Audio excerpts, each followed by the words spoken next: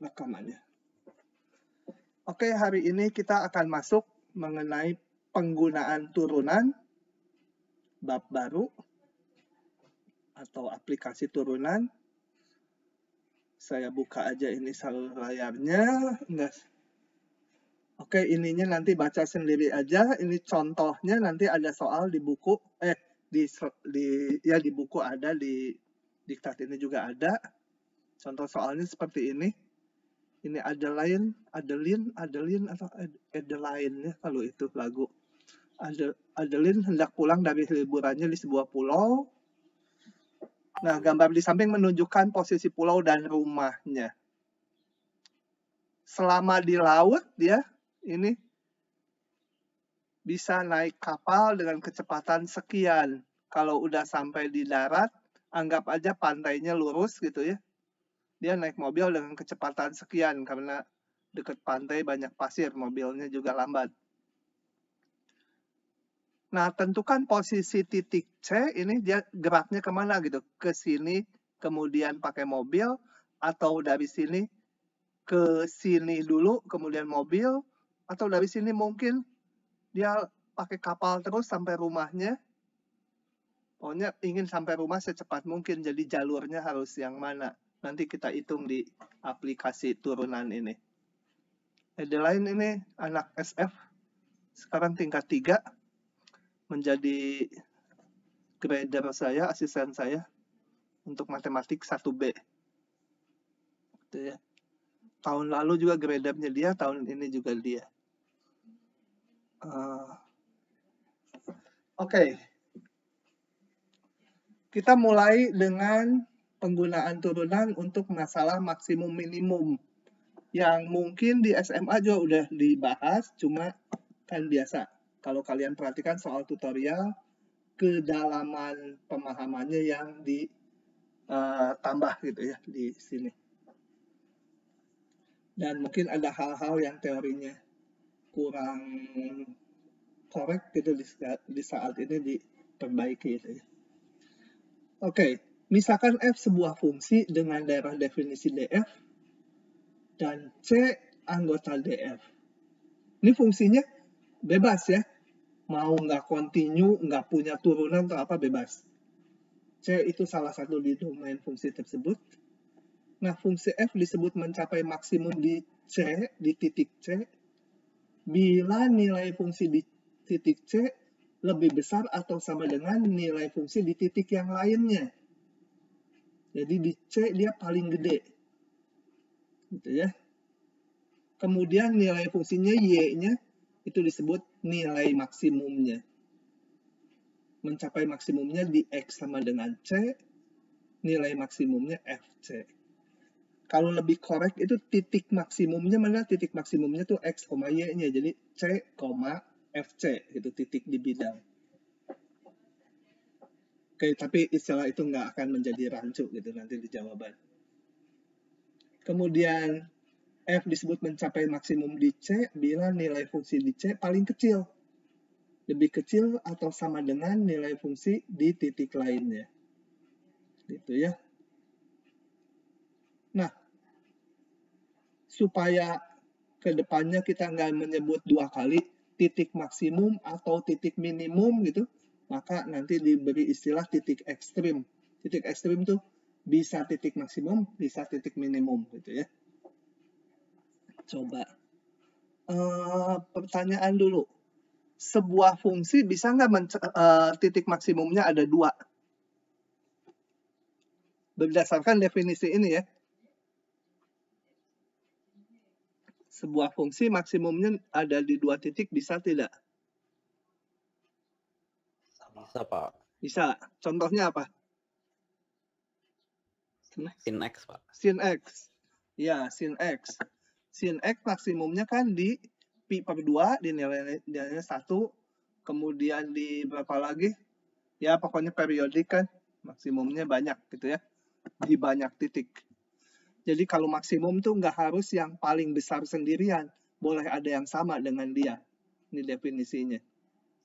Gitu ya. Demikian juga minimum. Oke. Nah, titik ekstrim, kembali ekstrim itu maksimum atau minimum, belum tentu ada. Coba kita lihat ini. Ini fungsi yang biru maksimumnya ada di sini. Ya. Minimumnya ada. Tapi kalau ini fungsi Y sama dengan 1/X, X-nya besar 0 gitu. Nggak punya titik minimum. Titik minimumnya bukan 0 karena nggak pernah mencapai 0 ini. Maksimumnya apalagi? Hingga itu bukan bilangan real ya. Maksimumnya nggak ada di berapa gitu. X-nya berapa? C-nya tuh berapa? Nggak ada. Ini, fungsi ini minimumnya ada. Maksimumnya nggak ada karena maksimumnya bukan di sini. Ini nggak termasuk yang dibolongin ini. Nilai maksimumnya nggak ada, minimumnya sih ada. Jadi bisa macam-macam ya. Oke. Aduh, ini nutupin. Gimana ya ini ngilangin ini? Bingung saya jadinya. Dia jadi kayak gini. Sebentar. Itu Pak, tombol yang di paling kanan. Paling kanan? Tombol yang di... Hah? Enggak, ini pengen ke atas nih menu saya. Kenapa ya dia ada di bawah ya? Ini harus oh iya tuh bisa pindah ke atas ya. Oke. Karena apa? Nutupin tulisan bawah ini. Sebentar, view-nya suka berubah. Harus single page view. Nah, ini jaminan, teorema ini menjamin kapan titik ekstrim pasti ada.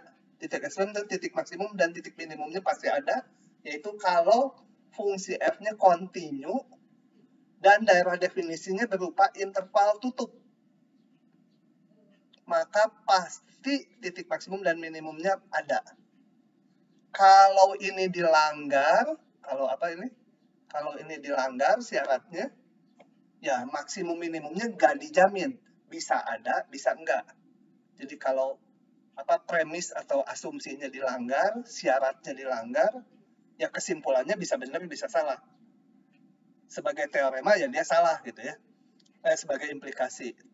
Tapi kalau ini dipenuhi, dijamin ada titik maksimum minimumnya. Kita lihat ini kayak ini. Ini terdefinisi di interval tutup nih. Dan kontinu dia. Pasti ada maksimumnya, ada minimumnya. Ini kontinu tapi nggak di interval tutup.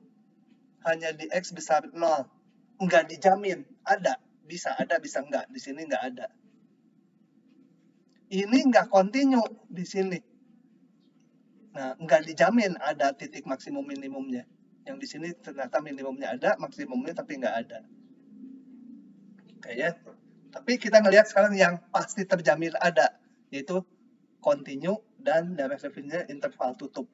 Sebenarnya boleh gabungan interval tutup. Misalnya di 2 interval tutup daerah definisinya. Itu nggak masalah. Karena apa? Di masing-masing interval tutup ada maksimumnya. Kita bandingkan di keseluruhan domain nanti dapat maksimumnya juga dan minimumnya. Kenapa ini jadi seperti ini ya? Dulu. Saya pengennya maksimum ininya apa? Supaya ngepas gitu.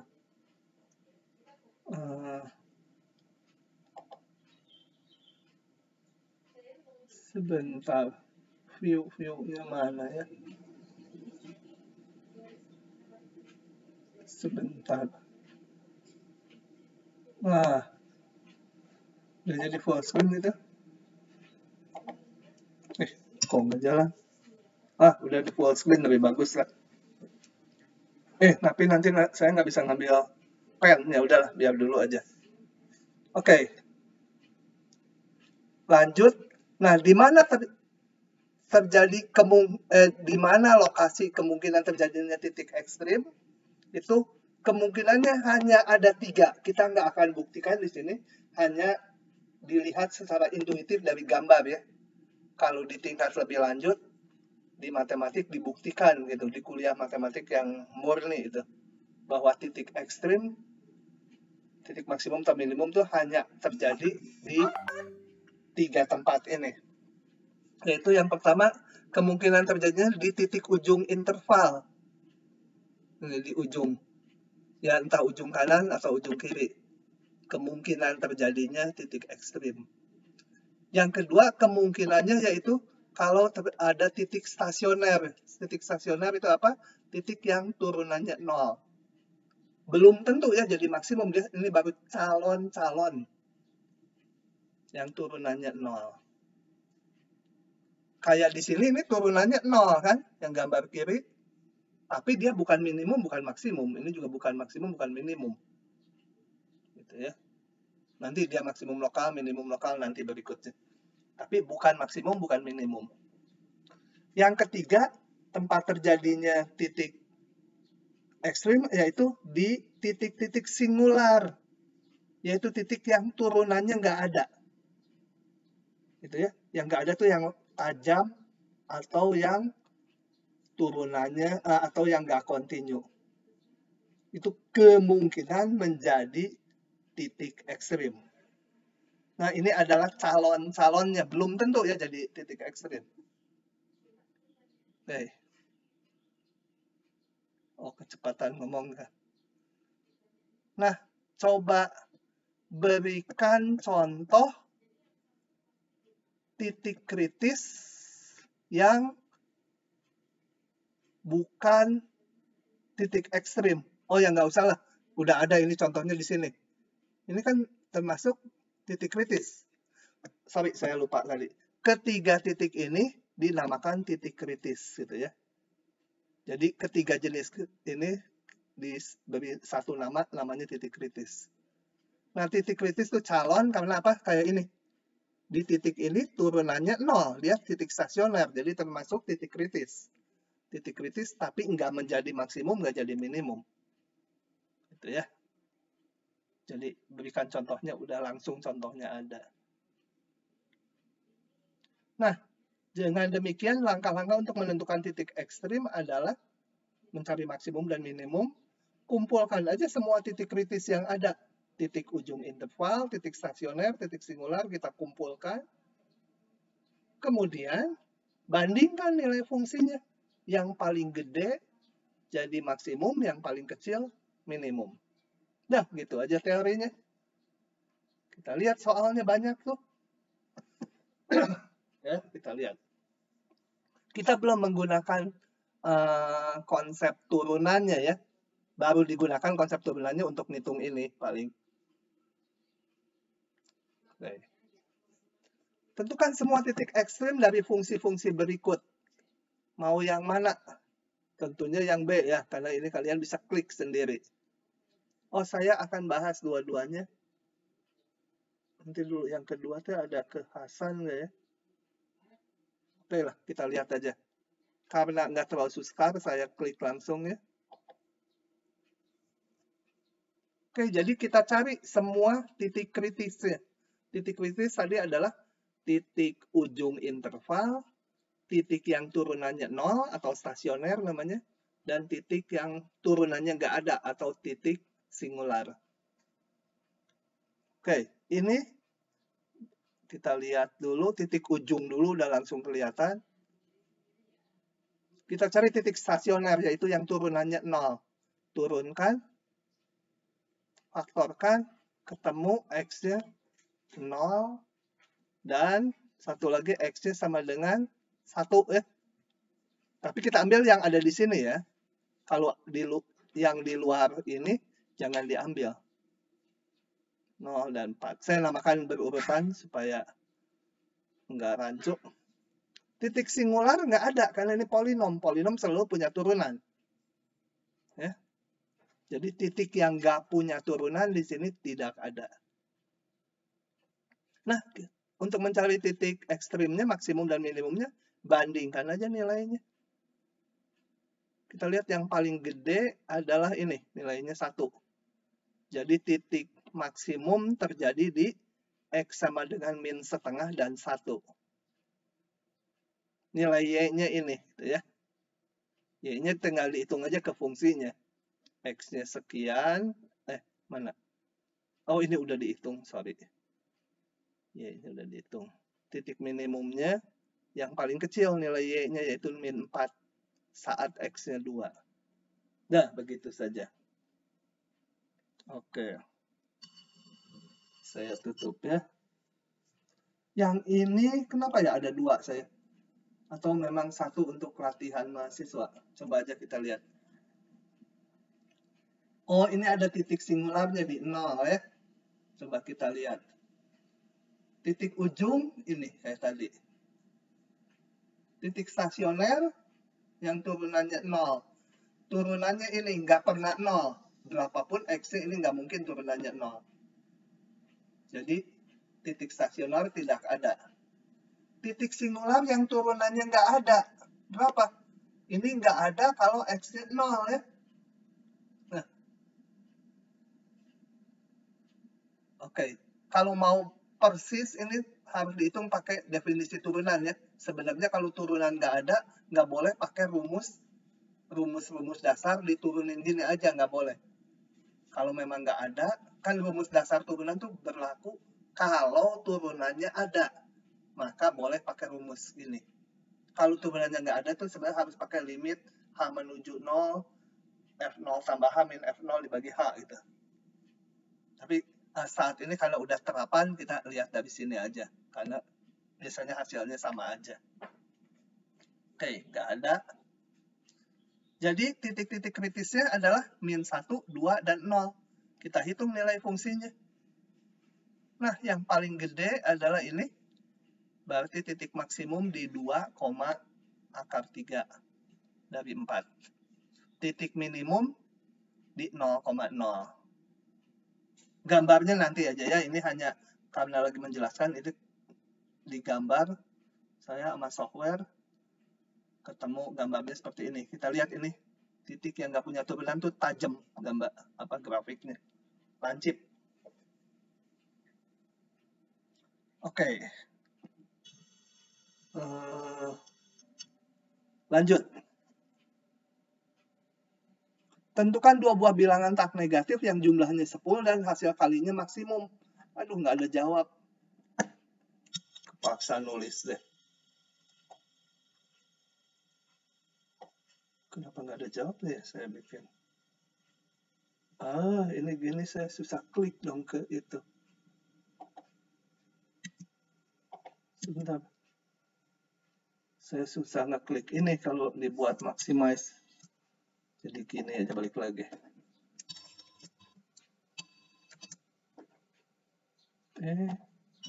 Mana ya? Nah, ini dia. Bentar. Komputernya suka lambat. Tentukan 2 buah bilangan tak negatif yang jumlahnya 10 dan hasil kalinya maksimum. Udah ada petunjuk. Misalkan salah satu bilangannya X. Jadi, misalkan, kenapa ya? Kabur dia. Sebentar. Suka susah nempatin gini kan. Karena tangan menyentuh, itunya jalan juga. Jadi, misal, kecil benar. Bentar. Ini saya kecil ya. Tapi layarnya kayak zoom. Oke. Ini. Jadi misal, ini kenapa sih nggak mau?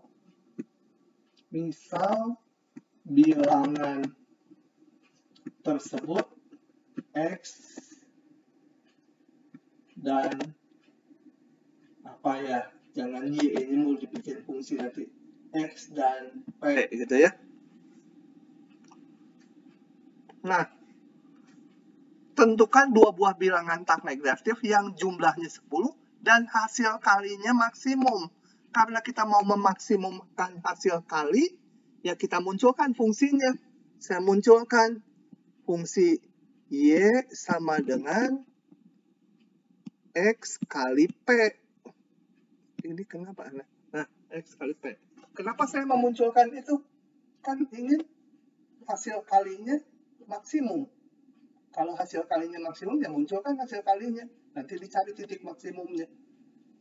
Nah, tetapi ini kalau X-nya berubah, P-nya berubah. Dengan hubungan bahwa P itu sama dengan 10 min X. Karena apa? Jumlahnya 10. Jadi ini saya ubah fungsinya.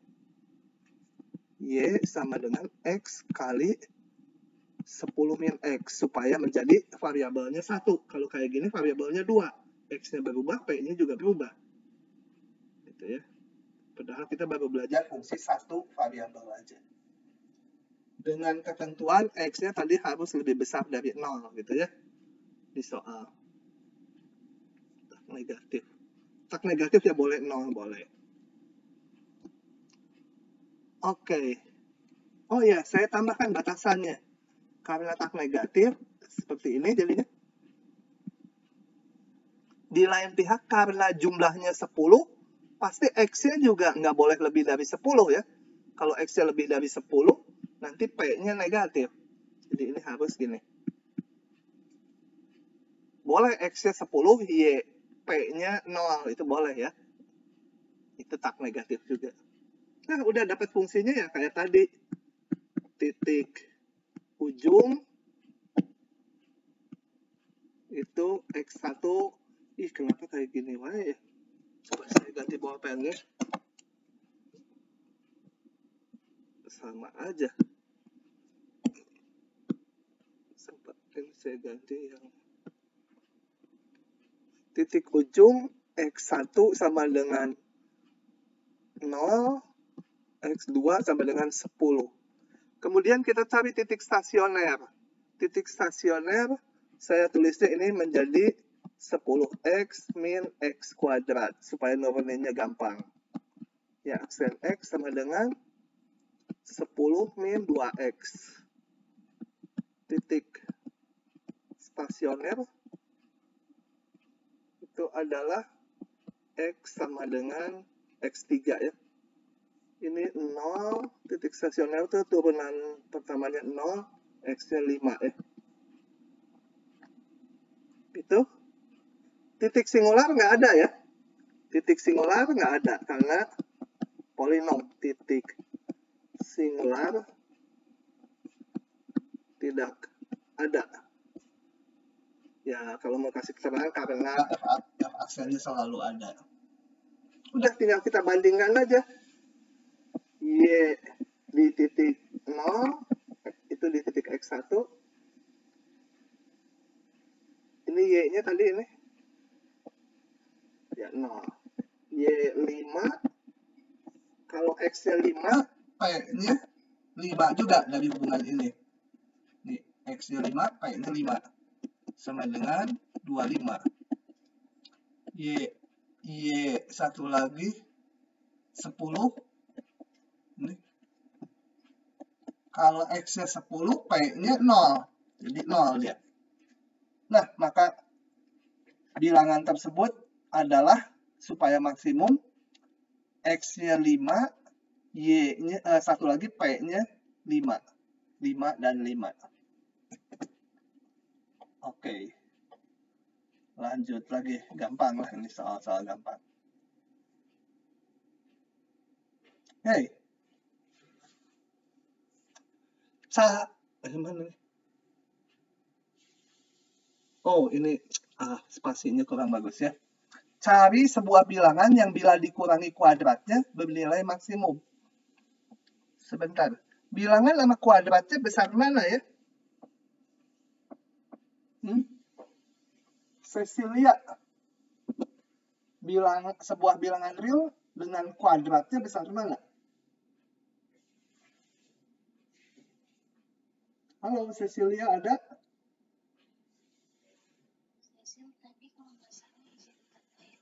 Oh, izin. Fatah aja, Fatah. Falah Muhammad.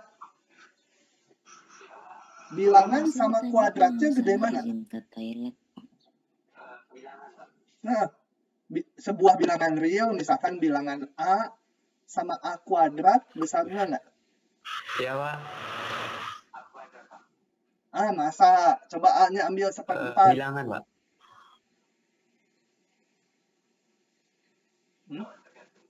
Nah, nggak bisa lebih besar, bisa lebih kecil ya. Kuadrat, Berarti Pak. kuadratnya bisa. Oke, itu aja. Saya mau menyadarkan itu. Nah, cari sebuah bilangan yang bila dikurangi kuadratnya bernilai maksimum. Tergantung bilangannya, Pak. Oke, ini sebenarnya keterangannya di antara 01 nggak penting lah ya. Iya, Pak. Coba kita lihat. Oh, ini kalian bisa klik sendiri. Nggak usah saya bahas ya, klik sendiri aja nanti, atau cepat aja. Oke, misal bilangan itu X. Nah, kita ingin bilangan yang bila dikurangi kuadratnya maksimum. Dimunculkan fungsinya. Bilangan dikurangi kuadratnya. Jadi, bentuk fungsi X dikurangi kuadratnya, dikurangi X kuadrat. Gitu ya. Bernilai maksimum. Oh, ininya penting. Kenapa penting? Pertama, untuk tahu bahwa ini terdefinisi di interval tutup. Kita lihat, kalau X-nya besar 1, maka X kuadrat pasti lebih besar dari X. Gitu ya. Jadi nggak akan maksimum, karena X kuadratnya pasti lebih gede. Untuk kecil dari 0, kalian lihat sendiri kasus-kasusnya. Nanti kasusnya terlihat bahwa yang bisa menghasilkan positif, X dikurangi kuadratnya itu akan terletak di sini. Oke, sisanya mah udah kayak tadi. Cari titik ujung. Cari titik stasioner yang turunannya 0. Cari titik singular, di sini nggak ada. Bandingkan nilainya lagi. Jadi, dia akan maksimum kalau X-nya setengah. Setengah dikurangi setengah kuadrat itu akan paling besar. Untuk sebuah bilangan yang dikurangi kuadratnya. Gitu aja ya. Yang ini saya kasih rumusannya aja ya. Nanti ngitungnya sendiri ya, sampai rumusannya aja. Yang nomor 4. Nah, ini ada selembar kertas. Pinggir-pinggirnya digunting, ini yang warnanya coklat atau oranye. Coklat atau oranye ini digunting sini. Selebar X. Kemudian ini nanti dilipat ke atas yang bagian ini. Bagian yang persegi panjang kecil ini dilipat ke atas, jadilah kotak gitu ya. Tentukan ukuran X supaya volumenya maksimum. Tadinya kertasnya ukuran 9 kali 24. Ya udah, kita tentukan X supaya volumenya maksimum, ya kita harus menyatakan volume sebagai fungsi X. Nanti dicari titik maksimumnya. Nah, kita lihat volumenya. Volumenya berarti luas alas ini yang dalam, yang titik-titik dalam, dikalikan tingginya setinggi X, ini yang dilipat ya. Jadi ini kalau saya memotong sejauh X di sini, sejauh X di sini, ini panjangnya 24 dikurangi 2X, yang ini 9 dikurangi 2X, kali tingginya X untuk volumenya. Oke. X-nya paling banyak berapa dipotong? Ini untuk mendapatkan ini. X-nya motongnya paling banyak 4,5 ya. Yang 4,5 kertasnya nanti ya volumenya 0 gitu ya kalau 4,5. Nah, tapi itu ekstrimnya. Atau nggak ada yang dipotong. Kalau nggak ada yang dipotong gimana? Tingginya si kotak, ya tinggi kotaknya 0. Jadi yang dilipat ini sejauh X ini 0. Ya bentuknya lembaran aja. Oke, jadi untuk mendapat ini cari aja paling ekstrim motong X-nya berapa yang diizinkan. X-nya nggak mungkin lebih dari setengahnya si lebar ini. Jadi paling banyak X-nya memotong 4,5. Paling sedikit X-nya nggak dipotong, yaitu 0. Nah, sisanya udah sendiri lah. Ya, biasa cari titik ujung, titik stasioner, titik singularnya kembali nggak ada, bandingkan nilainya. Lanjut lagi. Nah, ini aja ya. Ini sama ini selevel lah soalnya. Saya lewat yang itu. Sebuah kerucut dibuat dari potongan selembar lingkaran kertas berjari-jari 10. Ini ada lingkaran jari-jari 10. Dipotong ini sebesar sudut theta. Digunting. Kemudian ujung ini dan ujung ini direkatkan, dilem. Sehingga terbentuk seperti ini. Sebenarnya nggak bolong ya, nggak kayak kemah ini. Ini titik ini dan titik ini jadi satu. Cuma kalau saya gambar jadi satu nanti nggak terbayang. Supaya ini kelihatan ini titik yang di sini, titik yang di sini jadi di sini. Nah, kalau ini jari-jarinya 10 cm, tentukan volume kerucut yang dapat dibuat. Jadi, volume maksimum kerucut yang dapat dibuat. Pengen supaya volume kerucutnya semaksimum mungkin, berapa sudut tetanya? Kita lihat bahwa memotong tetanya paling sedikit berapa? Paling sedikit 0 ya. Kalau 0, ya jadi kerucutnya lembaran gini aja. Tingginya 0, tinggi si kerucut. Volumenya nanti 0, pasti nggak akan maksimum. Kalau paling gede, tetanya berapa? Ya, digunting aja semuanya. Kerucutnya mana? Kerucutnya nggak ada. Habis kertasnya. Jadi, tapi tetanya paling kecil 0, paling besar 2pi ngeguntingnya. Oke, kita lihat jawabannya. Ini juga mudah. Hanya merumuskan volume kerucutnya. Oke, ini udah disambung di sini. Ya. Karena ditanya berapa volume maksimum kerucut, ya rumuskan volume kerucut. Volume kerucut adalah luas alas kali sepertiga tinggi. Alasnya berapa? Tingginya berapa? Belum ada? Ya kasih aja notasi. Misalkan saya nyatakan jari-jari alasnya R, tingginya H. Maka volume kerucut adalah ini. Oke. Nah, kita lihat. Saya kan mau menentukan berapa tetanya, motongnya berapa sudutnya, supaya kerucutnya maksimum volumenya. Berarti harus dinyatakan sebagai fungsi dari theta volume ini. Nah, kita coba hubungkan R dan H ini dengan theta. Kita lihat.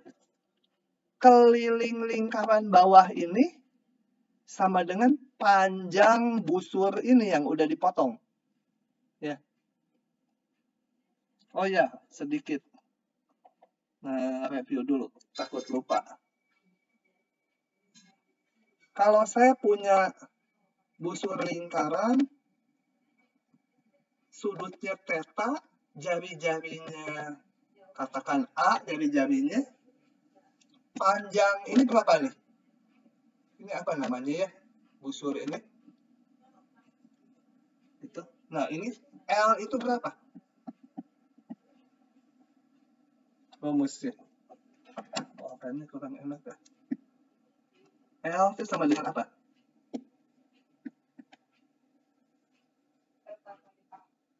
Theta kali A ya. Udah pernah ya saya berikan ya? Ada yang nggak tahu? Kalau ada yang nggak tahu, bilang nanti diturunkan sebentar, gampang. Theta kali A. Nah, turunkannya pakai cara SMP gini. Kalau satu lingkaran penuh, jari-jarinya A, berarti sudutnya 2pi kan? Jadi saya tabelkan. Sudutnya, Boleh kemudian turunkan. Panjang, ini aneh, bawa pen ya. Panjang busur. Kenapa ya? Mau habis gitu. Saya ganti pulpen satu lagi cuma berat. Saya nggak suka panjang busur. Nah, coba kita lihat. Sudutnya kalau satu lingkaran 2pi. Jari-jarinya A. Panjang busurnya kan sama dengan keliling lingkaran nih. Keliling lingkaran satu kali. Itu adalah 2pi R kan. Kalau sekarang saya punyanya, jadi saya ngebentuknya pakai cara SMP aja. Kalau punya sudutnya sebesar pi aja, ini jari-jarinya A.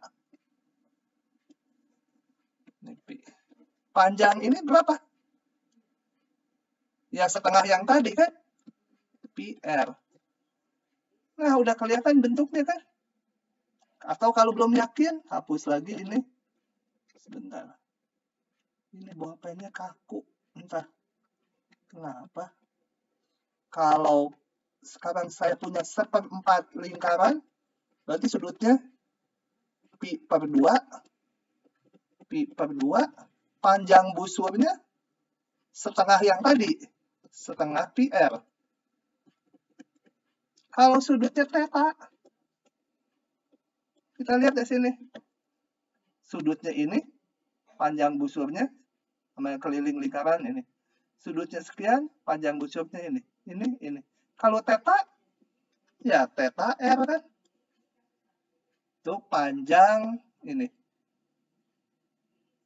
Kembali ke soal. Buat apa itu? Karena saya ingin tahu nih, keliling lingkaran ini yang dikerucut sama dengan panjang busur yang merah ini kan? Kan ininya tadi dilem, direkatkan ujung-ujungnya. Oke. Jadi saya punya keliling lingkaran ini adalah 2πr sama dengan panjang busur yang merah. Panjang busur yang merah adalah keliling lingkaran ini. Keliling lingkaran ini adalah 2pi kali 10. Jari-jarinya 10 kan. Dikurangi yang dipotong. Yang dipotong adalah theta kali 10. Ini tadi panjang busur. Sudut kali jari-jarinya. Oke. Dengan demikian, ini keliling ini 2πr sama dengan ini kelilingnya adalah 2pi kali 10, jadi 20pi, dikurangi yang dipotong, theta kali 10. Atau 10 theta. Nah, kita bisa nyatakan R-nya dalam theta. H-nya, tentunya kalau R-nya berubah, H-nya berubah ya. Kalau potongan theta-nya berubah, R-nya berubah, H-nya berubah. Jadi H juga harus dinyatakan dalam theta. Kita pakai Pitagoras ini. Kita lihat ini. Yang ini sama dengan jari-jari ini kan. Ini direkatkan, ini kan titik ini naik ke atas jadi ini. Ini 10, R-nya udah ada, H-nya bisa dihitung pakai Pitagoras. Nah, jadi V bisa dinyatakan dalam dalam fungsi theta. Potongannya tadi paling kecil 0, paling besar 2pi. Udah tinggal dicari titik maksimumnya. Titik ujung. Ini turunannya rada rumit ya, perkalian fungsi beberapa biji. Ya, tapi intinya tinggal diturunkan aja. Kayak aksennya, hitung. Saya hitung pakai software namanya Maple. Dapat turunannya, dimasukkan, dicari yang penyebab nolnya dapat sekitar segini. Dibulatkan. Titik stasioner, titik singularnya nggak ada. Kalau dihitung ini titik singularnya nggak ada ya. Turunannya selalu ada nilainya. Nah, udah tinggal bandingkan nilai aja. Jadi, akan maksimum si volumenya kalau theta-nya sekian. Ini nggak ditanya theta-nya, yang ditanya tentukan volume maksimumnya, berarti ini yang harus dijawab. Volume maksimumnya sekian. Theta-nya berapa? Ya theta-nya ini, tapi nggak ditanya. Oke, begitu. Jangan pusing dengan kerumitan ngitung ini, tapi merumuskannya harus tahu. Ngitungnya mah standar lah. Titik ujung, titik stasioner, titik singular, bandingkan nilai. Oke. Lanjut. Nah, kita akan membahas ini. Pasalnya tuh saya tulis di sini biasanya. Kemonotonan dan ekstrim lokal. Nah, pada bagian ini akan dikaji perilaku naik turunnya grafik fungsi. Selalu kalau melihat naik turunnya grafik fungsi, dilihat dari kiri ke kanan ya. Soalnya nanti kalau nggak terbalik. Kalau kita lihat dari kiri ke kanan naik gitu. Kalau dari kanan ke kiri nanti kelihatannya turun. Selalu ngelihatnya kalau X-nya membesar atau T-nya membesar. Nah, sebuah fungsi f disebut monoton naik bila makin ke kanan grafiknya makin tinggi. Makin monoton turun bila makin ke kanan makin rendah gitu ya. Nah, kita kalau pakai kata-kata gini kan susah kerjanya, harus dirumuskan pakai persamaan. F disebut monoton naik bila untuk setiap dua titik X1, X2 dengan X1 kecil dari X2. Jadi ada dua titik, satu di kiri, satu di kanannya. Nilai fungsinya berlaku seperti ini, yang di kiri lebih rendah dari yang di kanan. Berlaku untuk X1 dan X2 yang manapun ya. Nggak boleh titik tertentu. Kita ambil X1 dan X2 manapun dengan hubungan ini, nilai fungsinya juga yang kiri lebih kecil. Tuh namanya monoton naik kalau itu dipenuhi. Ada lagi monoton tak turun. Kalau monoton tak turun, bedanya ini boleh sama. Contohnya ini, dia naik, kadang-kadang di sini sama. Kemudian naik lagi. Gitu ya. Yang penting yang di sebelah kiri, nilai fungsinya selalu lebih kecil atau sama dengan dari yang kanan. Yang kanan selalu lebih besar atau sama dengan yang kiri. Ya, bolak-balik ngomongnya sama aja. Kemudian ada monoton turun. Monoton turun kalau dua titik, ini X1 kecil X2. Yang X1 malah lebih besar. Jadi makin ke kanan, makin kecil. Kemudian ada monoton tak naik. Ya.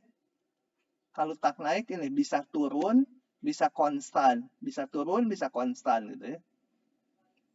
Coba dari definisi, 4 definisi ini termasuk monoton tak turun, betul nggak? Betul ya? Coba kita cek, memenuhi nggak monoton tak turun, yaitu fx1, jadi yang di kiri selalu lebih kecil sama dengan yang di kanan. Betul ya? Yang di kiri selalu lebih kecil sama dengan yang di kanan.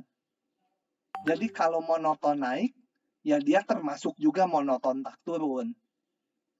Tapi monoton tak turun belum tentu jadi naik. Kayak ini, tak turun tapi nggak naik dia. Karena pernah konstan. Oke, itu ya. Jadi monoton tak naik ya termasuk tak turun juga. Tapi yang fungsi yang tak turun belum tentu dia jadi monoton naik. Demikian juga yang ini ya hubungannya. Nah. Oh, ini udah dijawab sendiri, suka kecepatan. Fungsi yang monoton naik termasuk monoton tak turun, betul ya? Yang naik ini termasuk tak turun. Betul. Nah, bagaimana mengujinya? Kalau diberikan fungsi, contoh ya, nggak usah. Diberikan fungsi misalkan X kuadrat ditambah sin X dikurangi 8X pangkat 4 gitu. Bagaimana menguji dia fungsi monoton naik atau turun? Coba kita lihat. Ini perhatikan grafik ini. Ini fungsi yang monoton naik. Kalau monoton naik, maka kita lihat turunannya selalu positif. Gradien garis singkungnya selalu positif dimanapun. Ya. Jadi kalau F aksennya besar 0, untuk setiap X di sebuah interval, maka F monoton naik. Kadang-kadang nulisnya gini ya, supaya nggak panjang, F monoton naik, tulis saja F panah ke atas. Bisa juga kasusnya terjadi kayak gini, naik tuh nggak harus gitu. Naik tuh bisa juga, susah di sini aja nulisnya. Bisa juga melengkungnya kayak gini, ini juga naik kan? Kita lihat turunannya selalu positif kan? Nggak peduli turunannya tambah besar atau tambah kecil, tapi di titik manapun gradiennya itu positif. Ya, aksennya itu. Tuh, monoton naik. Temennya, kalau turun kita lihat ini, kemiringan garis singgungnya selalu negatif. Jadi kalau turunannya negatif, maka monoton turun. Boleh juga dinotasikan ini. Ini alatnya. Jadi kalau diberikan fungsi, kita mau menguji kapan dia naik, kapan dia turun. Ya lihat aja nilai turunannya, kapan positif, kapan negatif. Nah, lihat ini panahnya satu arah ya.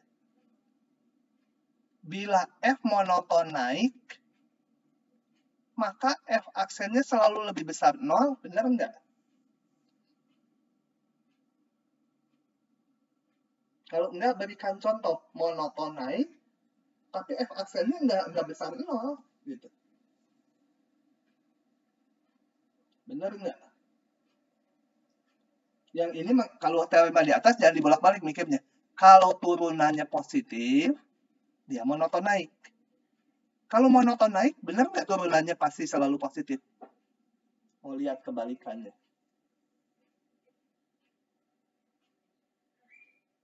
Nah, ini kita lihat fungsi ini. Fungsi Y sama dengan X pangkat 3.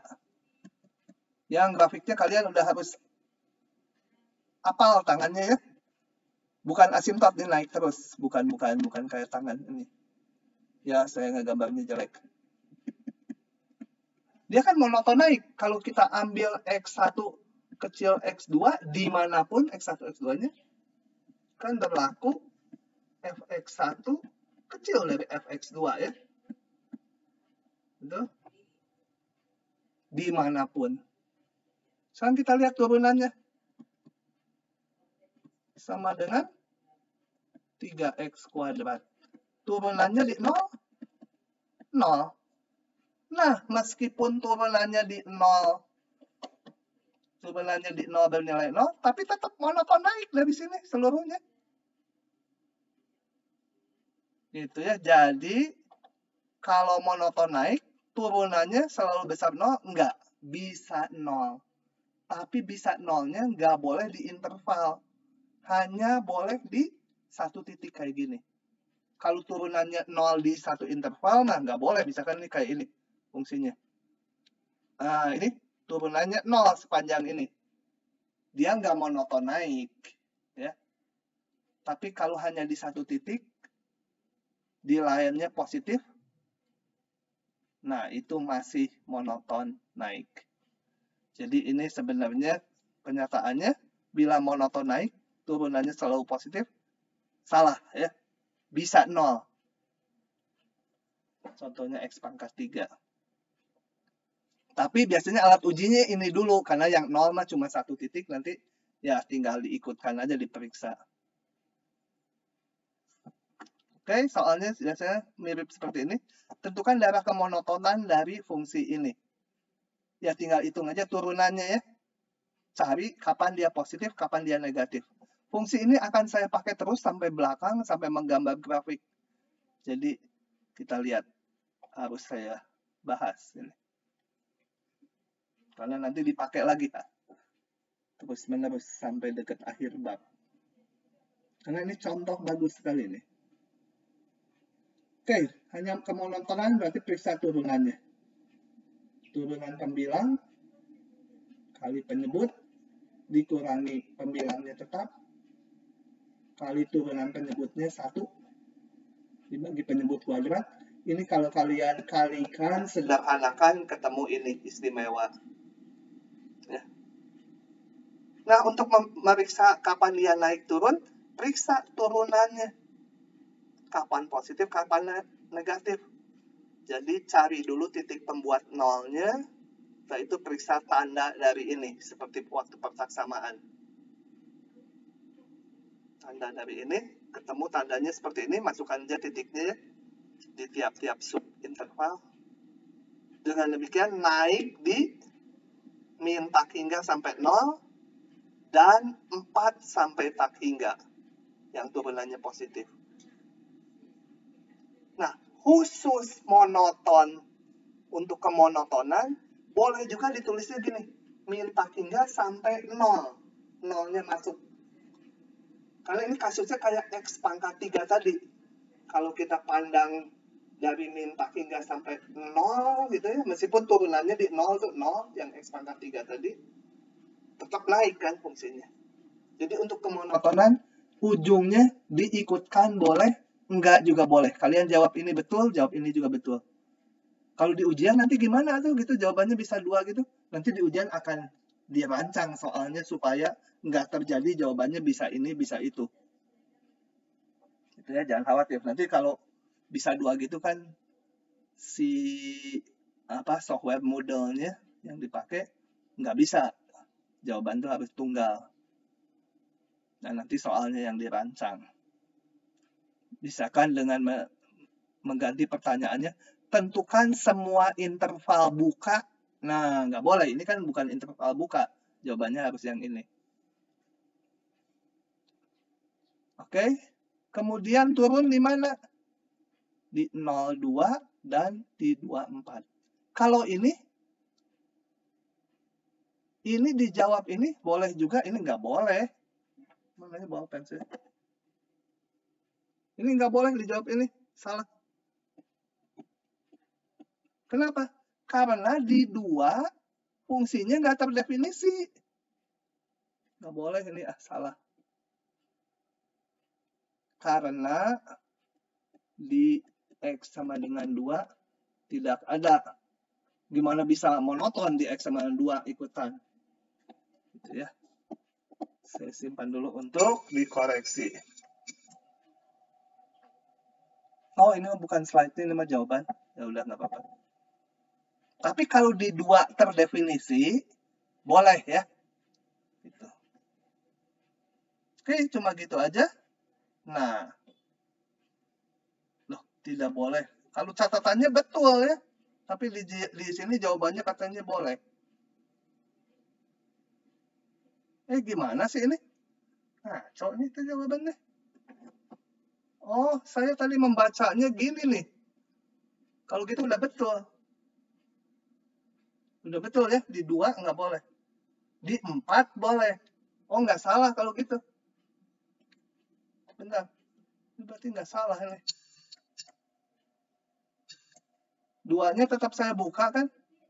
2-nya nggak diikutkan. Di sini juga 2-nya nggak diikutkan. Tapi 4-nya boleh. 4-nya ikut 2 kali nggak apa-apa di kemonotonan. Di yang atas udah diikutkan 4-nya. Di sini ikut lagi nggak apa-apa ya untuk kemonotonan. Udah betul. Tadi saya bacanya kirain ditutup ini. Intervalnya ternyata buka. Tetap. Oke, di 2 nggak boleh karena 2 bukan masuk daerah definisi. Nah, kedua, ini yang bawah nih ya. Saya mau menjelaskan. Kita nggak boleh menulis ini gabungan seperti di solusi pertaksamaan. Kenapa? Jadi kalau ada di sini monoton naik, di sini juga monoton naik, kemudian jawabannya kita bilang monoton naik di sini, digabung yang di sini. Nggak boleh. Kenapa? Coba kita lihat ini contoh yang saya gambar. Kalau saya punya fungsi seperti ini. Di sini naik. Di sini dia turun. Kemudian dia naik lagi. Saya mau kasih tanda yang naik warnanya merah. Ini monoton naik. Ini katakan sampai titik 1. Ini monoton naik di sini. Katakan ini titik 5 gitu ya. Nah, F naik di min tak hingga sampai 1. Satunya mau masuk, mau nggak masuk, boleh. Nggak boleh ditulis gini. 5, tak hingga. Ini nggak boleh.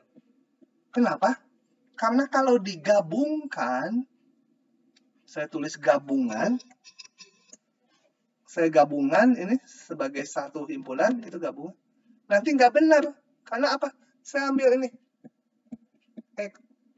Aduh, kenapa ya kalau itu kehapus? Sebentar.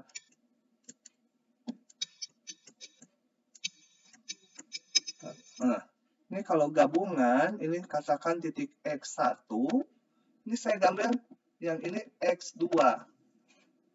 Nah, di sini kan fx1 kalau dia naik, harusnya gini kan, kalau dia naik.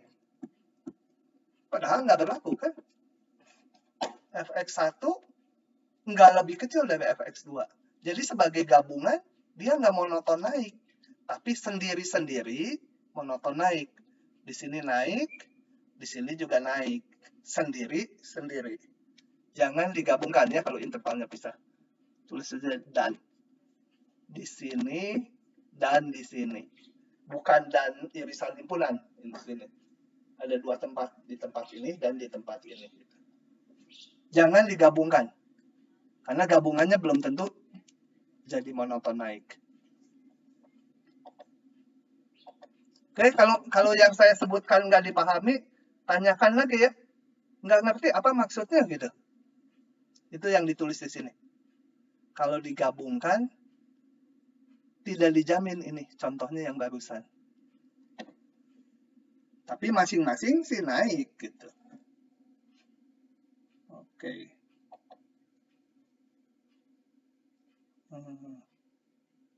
Oke. Balik ke slide-nya lagi. Nah, sehubungan dengan kemonotonan itu ada istilah ekstrim lokal.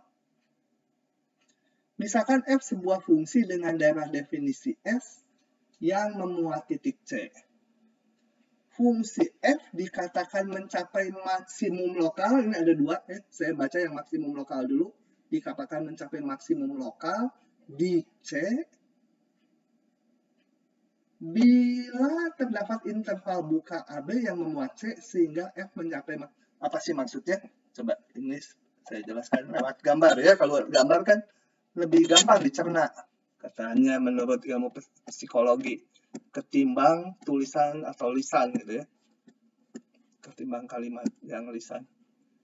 Oke, kita lihat ini.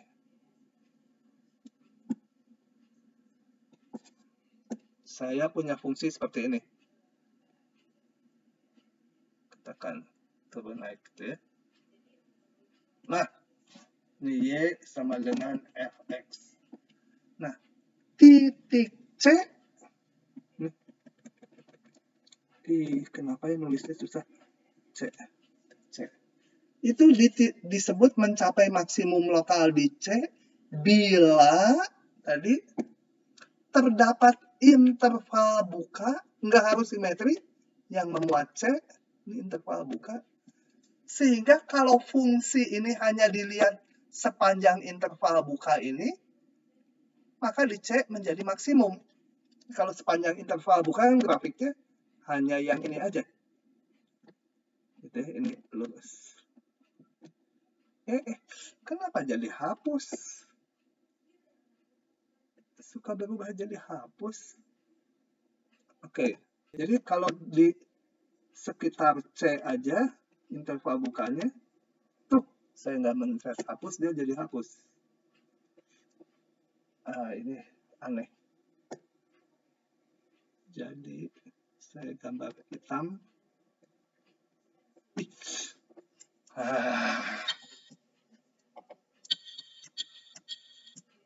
Nah, saya mau ngegambar garis hitam di situ aja nggak berhasil. Hampir 1 menit. Nggak berhasil lagi. Kenapa ya? Tahu teh ini software pada on. Nah, itulah. Cepat-cepat ganti.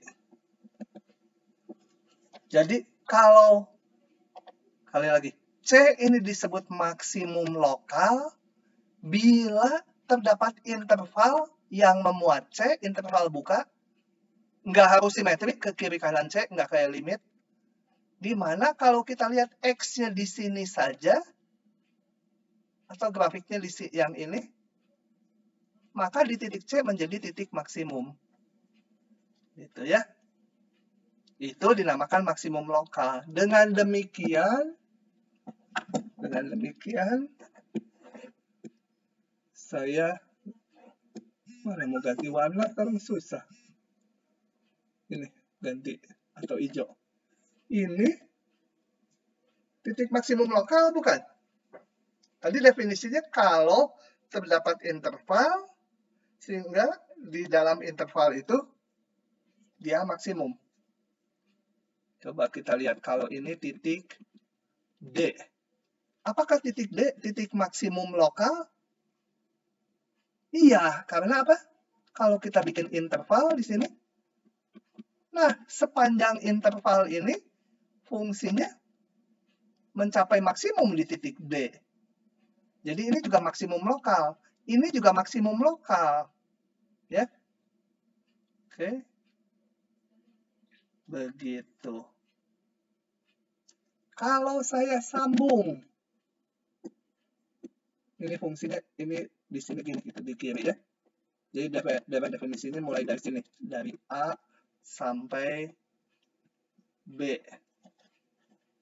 Titik A, titik maksimum lokal bukan? Kita lihat, kalau saya bikin interval, intervalnya hanya sepotong ya. Intervalnya hanya sepotong dari sini. Nah, di interval ini dia maksimum nggak? Maksimum. Kan grafiknya hanya sepanjang ini. Nah, ini titik maksimum lokal juga. Gitu. Ya. Kemudian, jadi titik maksimum, ini kan kalau ini titik maksimum terhadap seluruhnya, dia termasuk maksimum lokal juga.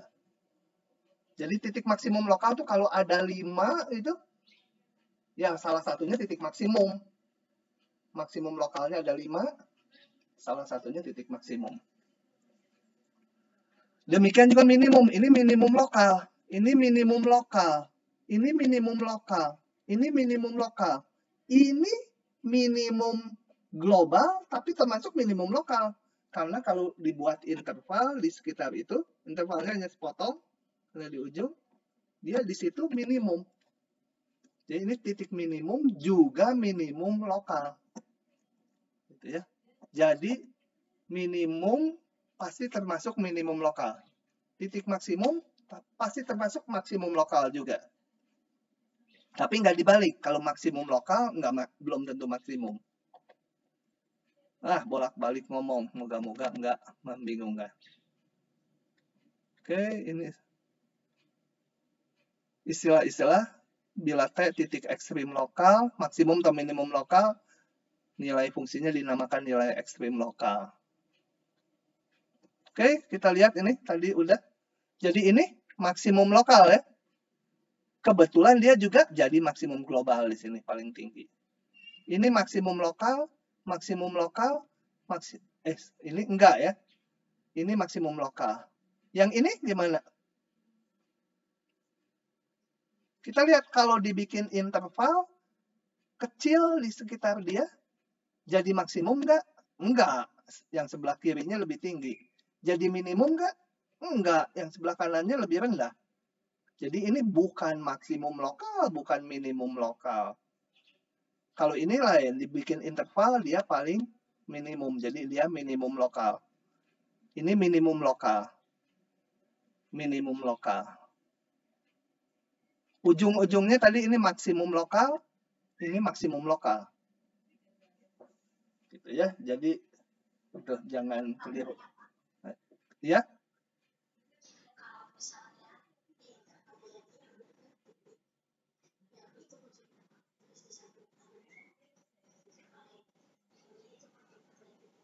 Yang ini? Pak. Oh, yang ini? Kalau misalnya di intervalnya yang diambil tuh nggak boleh. Kalau yang di tengah harus ada di interval buka yang memuat C. Jadi ini harus diapit oleh interval buka. Bukan maksimum lokal. Nggak boleh kita ngambil intervalnya hanya sepotong. Jadi saya perbesar ini ya. Titik ujungnya diambil di titik nggak bisa nulis di sini. Emang nggak boleh, Pak? Nah, ini intervalnya nggak boleh ngambilnya mulai titik ini ke kanan saja. Atau titik ini ke kiri saja, nggak boleh. Titik yang mau diuji harus berada di dalam interval buka. Kecuali ujung. Sebenarnya ujung juga interval buka, cuma yang di sebelah kanannya ini nggak kepake gitu ya, nggak terdefinisi. Yang di sini yang sebelah kirinya nggak kepake. Jadi kalau titik yang di tengah harus intervalnya memuat dia. Nggak boleh ujungnya diambil yang ini. Nanti jadi maksimum, bisa jadi minimum dia. Oke. Jadi intervalnya prinsipnya harus interval buka yang memuat titik tersebut. Kecuali di ujung, hanya sepotong tuh. Oke. Nah, pengujian ekstrim lokal memakai turunan pertama. Oh ya, saya nggak nulis di sini ya, bentar. Gini. Calon-calon Oke, Pak. titik ekstrim lokal itu sama aja dengan calon titik ekstrim yang udah kita bahas. Ya. Karena apa? Karena ekstrim lokal itu ya kayak ekstrim global juga, cuma dilihatnya di interval kecil gitu ya. Tapi apa? Sifat-sifatnya sama aja gitu ya. Maksimum lokal ya dia maksimum di sebuah interval yang lebih kecil. Jadi calon-calon titik ekstrim lokal ya sama aja dengan calon titik ekstrim atau ekstrim global ya. Ekstrim atau ekstrim global sama aja. Yaitu calonnya titik ujung, titik stasioner yang turunannya 0, dan titik singular yang turunannya nggak ada. Nah, bagaimana sekarang ngujinya? Kalau tadi dikumpulkan semua titik kritisnya, titik ujung, titik stasioner, titik singular kita kumpulkan, yang paling besar kan menjadi maksimum, yang paling kecil jadi minimum. Kalau yang lokal gimana? Katakan dapat 10 titik, 6 yang dapat 10 titik kritis. Kalau kita banding-bandingkan dapat yang maksimum sama minimumnya. Tapi yang lokalnya kan nggak dapat. Nah, yang lokal diujinya pakai turunan pertama. Berikut. Saya lihatkan gambar aja dulu ya, ketimbang baca kata-katanya. Gini. Misalkan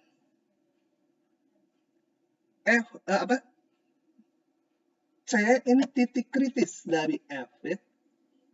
Ini C-nya tuh yang ini yang dijendolin. Misalkan C titik kritis dari F. Jadi tetap harus dicari dulu titik kritisnya. Titik ujung, titik stasioner, titik singular, cari dulu semua. Kemudian diuji satu-satu titiknya. Ini misalkan salah satu titik kritis. Kita lihat turunannya. Kalau turunannya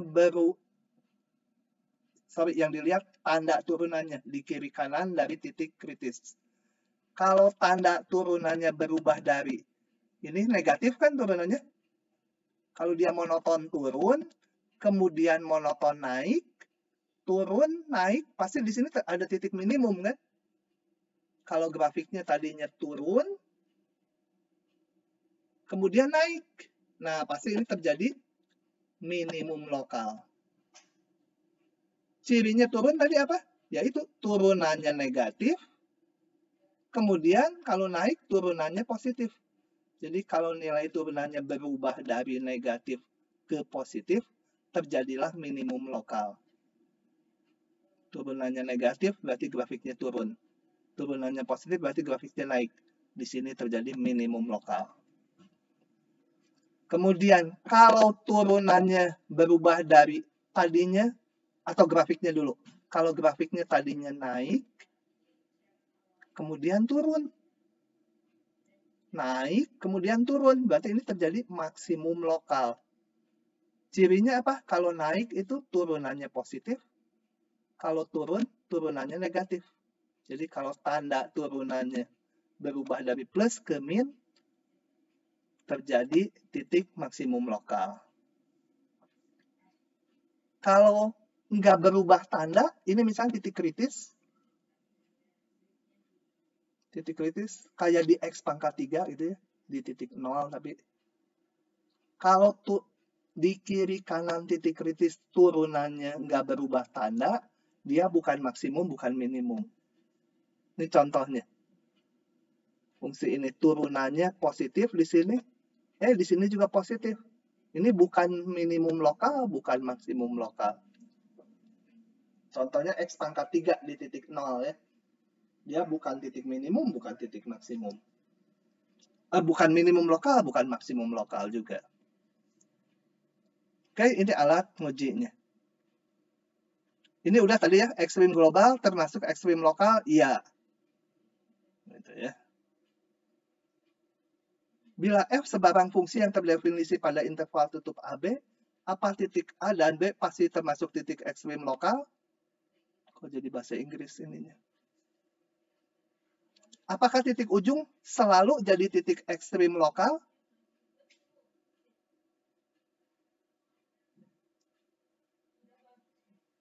Halo? Mikir. Apakah titik ujung interval selalu jadi titik ekstrim lokal? Kau nggak paham pertanyaannya?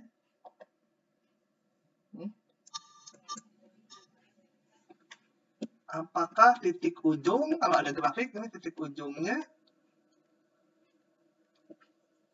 pasti titik ekstrim lokal, benar nggak?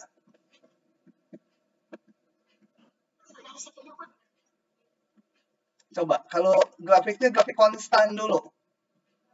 Konstan ya, dari A sampai B. Titik A, ini titik minimum lokal, benar nggak? Titik A, minimum lokal, betul nggak? Halo? Apa artinya minimum lokal? Kalau saya bikin interval, sepotong aja intervalnya. Di dalam interval itu dia jadi titik minimum.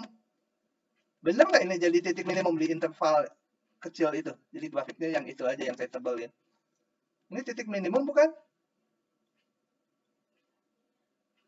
Jangan diartikan harafiah ya, harus ke definisi. Apa artinya titik minimum?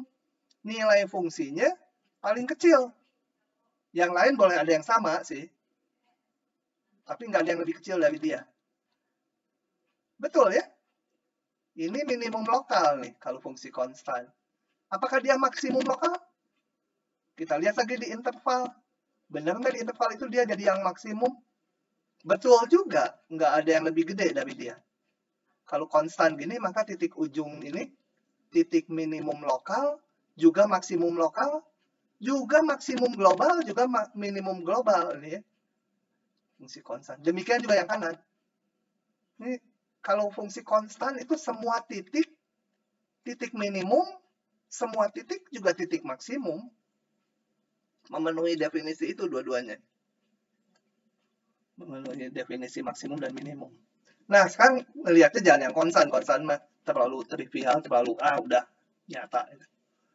Kalau ada sembarang fungsi, pasti ujungnya adalah titik, kalau nggak maksimum lokal, minimum lokal. Betul nggak? Betul kalau fungsinya kontinu ya.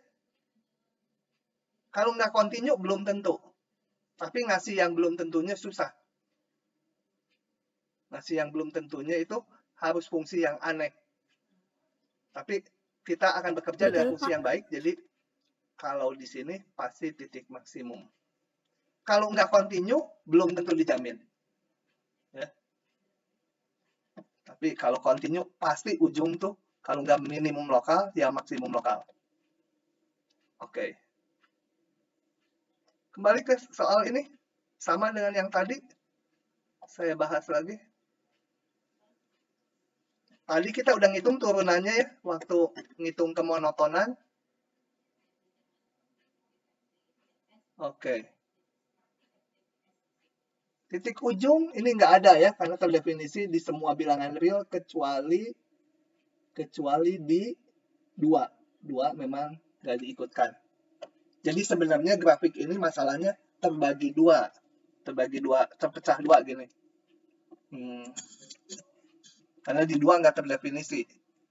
Jadi di 2 dia nggak terdefinisi, jadi grafiknya ada di daerah sini dan di daerah sini. Cuma di 2 nggak terdefinisi gitu ya. Oke, hindarin aja. Titik ujung tidak ada. Turunannya udah kita hitung waktu kemonotonan didapat ini. Oke. 2 titik singular, betul nggak? Di 2 turunannya nggak ada. Benar nggak? X sama dengan 2 adalah titik singular. Betul nggak? Halo? Kok nggak yakin? Salah. Kalau titik singular itu harus berada di daerah definisinya dulu. Jadi meskipun di 2 turunannya nggak ada, tapi nggak boleh disebut titik singular. Kalau mau disebut titik singular Betul, tuh kayak ini nih. Fungsi Y mutlak X. Nah, ini kan masuk dalam definisi di 0. Tapi di 0 nggak punya turunan. Ini titik singular. Kalau ada grafik fungsi kayak gini, di sini, ini, itu, ini boleh jadi titik singular. Karena di titik ini terdefinisi nilai fungsinya. Ini katakan di titik 7. Di 7, fx-nya ada. Tapi dia nggak punya turunan di 7. Itu titik singular. Kalau nggak terdefinisi, nggak boleh ya. Kalau kayak gini, ini fungsinya. Di 7 nggak ada nilainya. Nggak boleh disebut titik singular. Jadi titik ujung, titik stasioner, titik singular, tiga-tiganya disebut titik kritis, itu harus berada di daerah definisi F. Kalau di luar F, jangan disebut titik kritis. Gitu ya. Oke, itu saya nambahkan. Oke, ini turunannya ini. Kita lihat kapan titik ininya, stasionernya. Di 0, 4, 2 nggak ikut ya. Titik singular tidak ada. Oh, ini udah dijelaskan tadi. Karena nggak masuk dalam definisi. Nah, tinggal periksa perubahan tanda F aksennya. 2 tadi saya gambarkan juga karena grafiknya nanti terpotong di kanan 2 sama kiri 2. Kalau terbelah gitu ya. 2 pembatas. Kita periksa tanda dari ini. Dengan demikian, ini kita lihat nih turunannya positif, kemudian negatif. Saya mengingatnya kalau positif, grafiknya naik. Kemudian kalau negatif, grafiknya turun. Jadi ini titik maksimum lokal. Ini berubah tanda juga. Tadinya turun, negatif, kemudian naik. Jadi ini minimum lokal. 2 jangan diperiksa karena nggak masuk dalam definisi. Ya. Cara gambar grafiknya nanti. Nah ini kalau sekarang sih terima dulu aja grafiknya nanti seperti ini. Kita lihat di 0, maksimum lokal nih. Tadinya naik, kemudian turun nih maksimum lokal. Demikian juga di 4, di kirinya turun,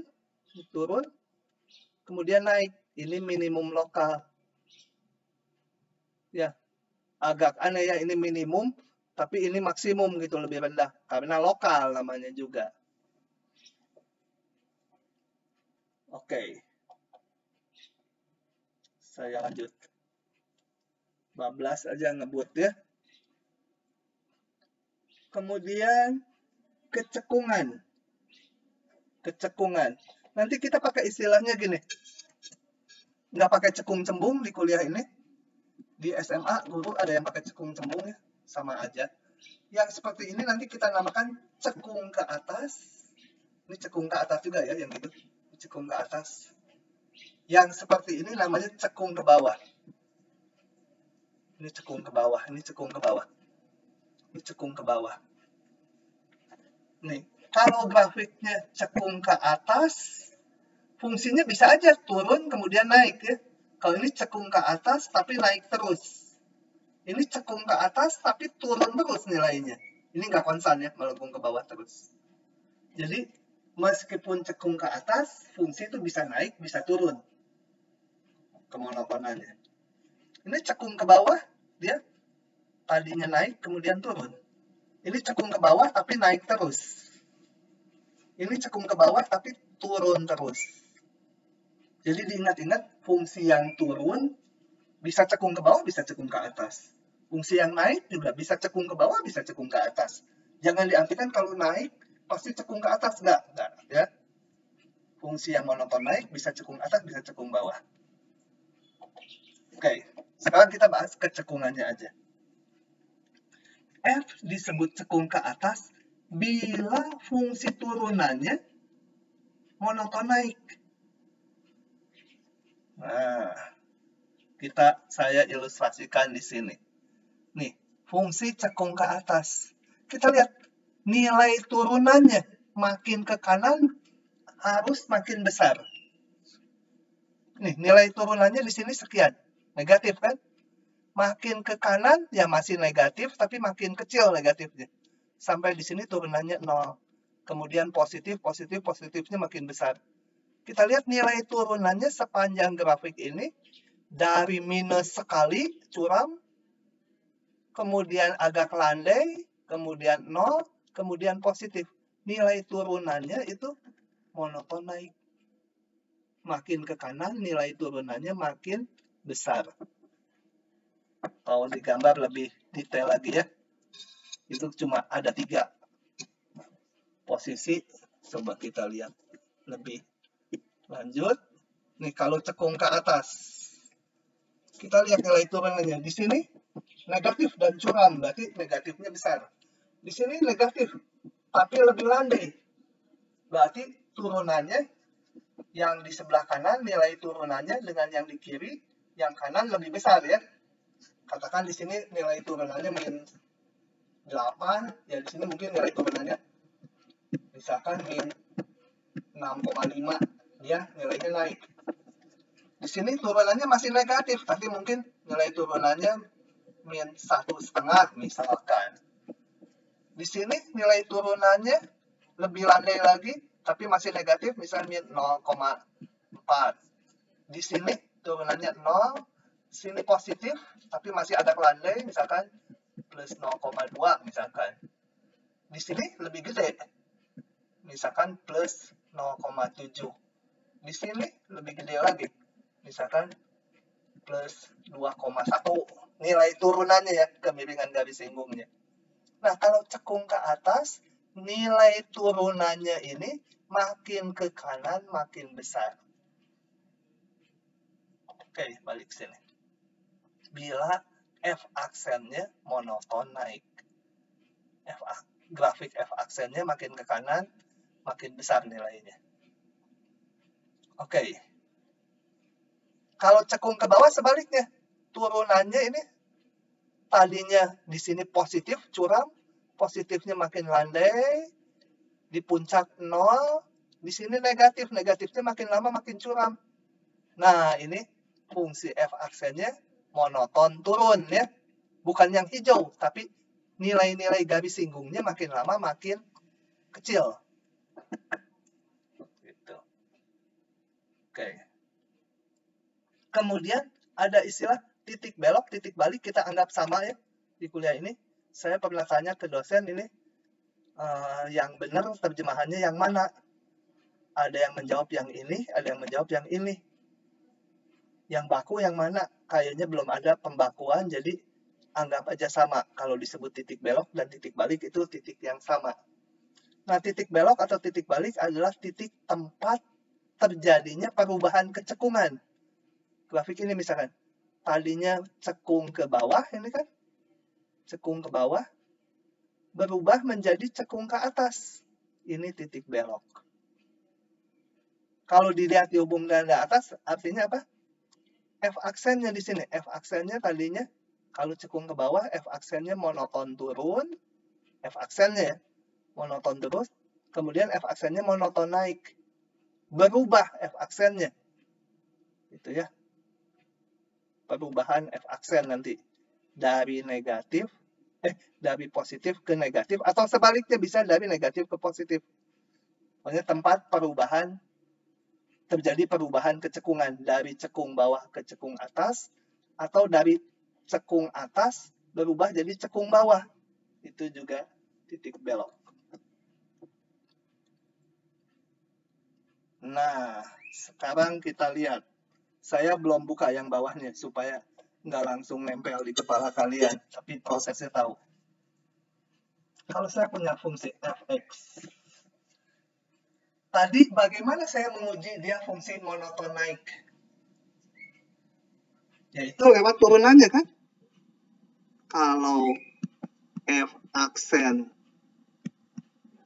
ini aduh nulisnya kenapa ya? Susah. F aksen X besar 0, maka F-nya naik gitu kan ya. Kalau F aksennya kecil 0, maka F monoton turun. Kalau kecekungan tadi apa? Lihat lagi. Cekung atas bila F aksennya yang monoton naik. Jadi F aksennya yang mau diuji, monoton naik atau monoton turun. Jadi saya balik sini. Sekarang kita lihat grafik F aksennya. Ini kalau F aksen monoton naik, itu artinya F cekung atas ya. Itu. Satunya lagi kalau F aksennya yang turun, F cekung bawah. Mengujinya gimana menguji ini? Menguji kemonotonan kan ada tadi atas. Ini. Kalau turunannya positif, berarti F-nya naik. Kalau mau menguji kapan F aksen naik, yaitu kalau turunan dari si F aksen positif, gitu ya. Pelan-pelan. Kalau turunan dari si F aksen, turunan dari si F aksen nih, bukan dari F. Kalau turunan dari si F aksen positif, berarti F aksennya naik. Jadi ini saya bisa ngujinya ini. Turunan dari si F aksen adalah F double aksen. Besar 0. Kalau turunan ini besar 0, berarti F aksennya naik. Kayak ini. Kalau F aksennya besar 0, F-nya naik. Kalau turunan dari si ini positif, berarti F aksen naik. Turunan dari si ini adalah F double aksen. Kalau F double aksen besar 0, F aksen naik. Artinya ini F-nya cekung atas. Satu lagi sama aja. Ini ngujinya lewat turunan dari si F aksen. Turunan si F aksen adalah itu. Kalau kecil 0, dia monoton turun. F aksennya. F aksennya monoton turun. F-nya cekung bawah. Itu ya. Jadi pengujian yang ini mengadopsi dari yang ini, tapi dikenakannya ke fungsi F aksen. Jadilah rumus ini. Bila turunan 2 besar 0, ini mengartikan bahwa turunan satunya monoton naik. Kalau turunan satunya monoton naik, itu disebut cekung ke atas. Penjelasannya yang barusan. Bila satu lagi sama aja. Kalau ini kecil 0, artinya F aksen monoton turun. Kalau F aksen monoton turun, artinya cekung ke bawah. Saya bahas ini, setelah 3 soal ini kita berhenti ya. Coba kita lihat. Ini dulu. Tentukan kecekungan dan titik balik dari fungsi ini. Oke. Alatnya sekarang jangan pakai yang ini. Udah ada ini, pakai turunan 2. Ini kan operasional. Tinggal ngelihat turunan 2-nya positif atau negatif. Alatnya. Oke. Jadi saya hitung turunan 2-nya. Grafiknya ya nggak tahu juga nggak apa-apa. Ini karena menjelaskan aja supaya gampang. F aksennya ini mau menguji kapan F aksennya monoton naik atau turun. Untuk cekung ke atas ke bawah pakai turunan 2. Periksa tanda turunan 2-nya. Kan tadi di sini kalau turunan 2-nya positif gini, kalau turunan 2 negatif gini. Periksa tanda dari turunan 2. Periksa dulu yang 0. 0-nya di 0. Periksa kiri kanannya. Kalau tanda turunan 2-nya negatif, dia cekung ke bawah. Kalau positif, cekung ke atas. Nah, gitu. Untuk kecekungan, kayak kemonotonan, titik ujungnya boleh dimasukkan ya. Tapi tak hingga jangan dimasukkan. Tak hingga bukan bilangan real. Nah, ini cekung bawah, cekung atas. Kemudian kita lihat ini, tadinya cekung bawah, kemudian cekung atas, berubah. Ini titik belok, berubah kecekungan. Begitu ya. Oke, kita bahas lagi ini. Sama saja. Oke. fx ini tanpa tahu grafiknya nggak apa-apa.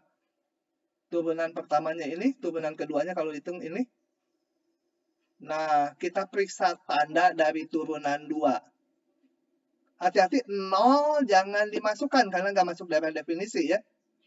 Oke, 0 itu hanya memisahkan aja bagian kiri dan kanan. Kalau diperiksa tandanya ini selalu positif kan. Ini X pangkat 8 kan pasti positif.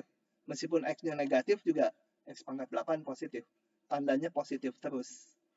Jadi grafiknya selalu cekung ke atas. Meskipun ini monoton naik, ini monoton turun, nggak ada hubungannya. Tetap cekungnya ke atas dua-duanya. Nah, satu yang lebih penting yang ini, yang sama dengan contoh-contoh sebelumnya, yang nanti akan saya buat grafiknya. Coba kita lihat. Oke, ini kita perlu menguji lewat turunan 2 lagi. Yes. Kita lihat. Turunan satunya udah dihitung di depan waktu kemonotonan. Belum turunan 2-nya mah ya. Ngarang saja ya. Coba. Tadi di depan itu waktu ekstrim lokal. Waktu ekstrim lokal, turunan pertamanya apa ya? Saya buka lagi. Ini. Turunan 2-nya belum kan ya? Oh, kalau gitu salin dulu. X min 4, X min 2 pangkat 2. Saya turunkan dulu, ngarang aja nih kalimatnya yang barusan jawabannya.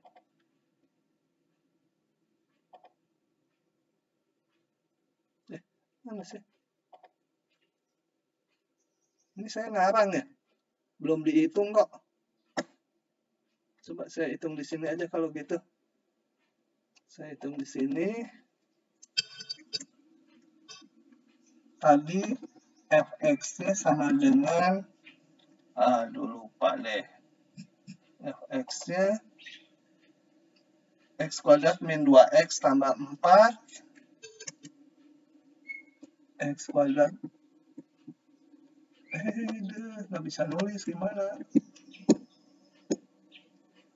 X kuadrat min 2x tambah 4 dibagi X min 2 ya. Tuh saya nulis X malah nggak hapus deh. Bodoh ah. Oke.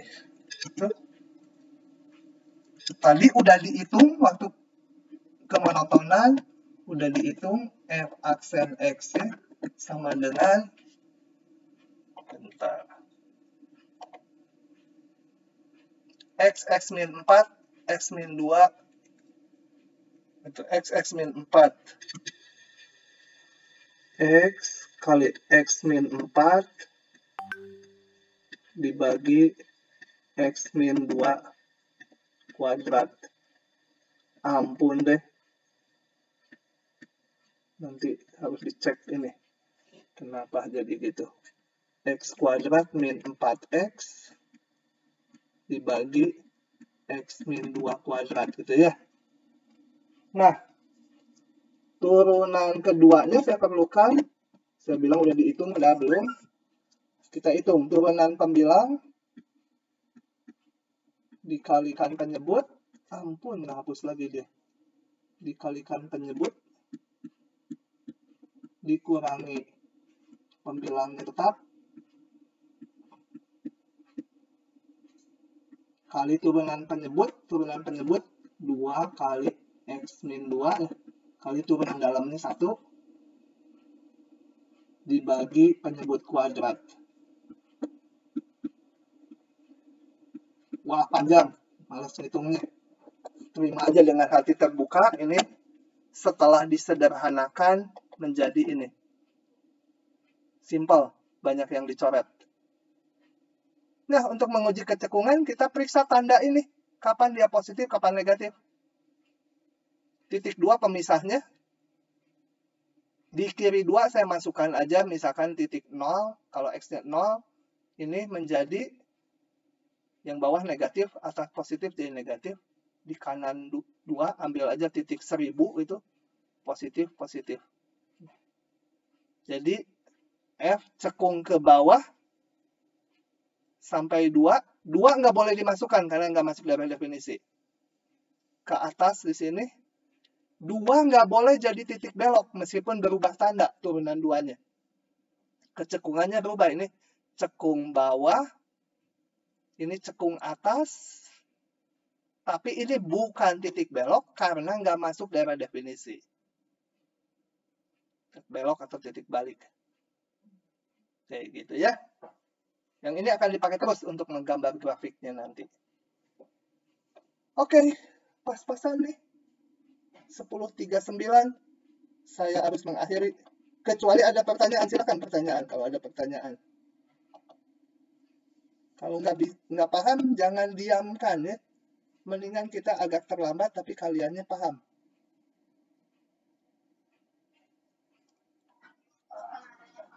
Ya, silakan. Masuk KBF 3 nanti. Ya. KBF 2 belum dong. Tutorialnya aja belum. Bahan ini di tutorialnya aja belum. Nanti KBF 3. Materi yang ini masuk di Oke, KBF. saya hentikan dulu rekaman.